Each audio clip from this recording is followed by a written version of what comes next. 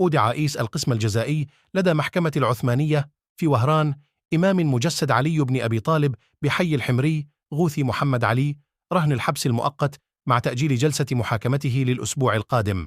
وكانت مصالح الشرطة القضائية قد أوقفت المعني اسم أين تقرر وضعه تحت النظر ليعرض اليوم الاثنين أمام وكيل الجمهورية الذي وجه له تهم عدة تتعلق بإهانة موظفين عموميين أثناء أداء مهامهم، إضافة إلى ترويج أخبار كاذبة ومغرضة بين الجمهور بأية وسيلة كانت من شأنها المساس بالأمن العمومي أو النظام العام.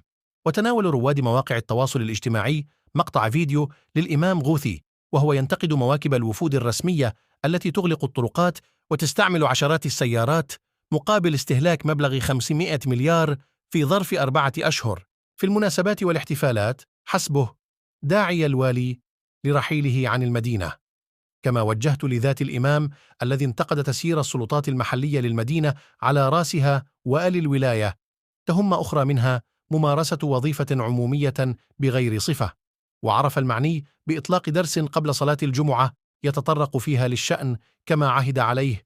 يخرج الوالي تاع وهران ولا يخرج الوالي تاع فلان ولا يخرج ب10 تاع السيارات ديديكلي خارجين. شكون انت باش تخرج ب10 السيارات؟ منتدب، والي منتدب ولا رئيس بلديه ولا رئيس دائره ولا والي ولا وزير؟ شكون انت؟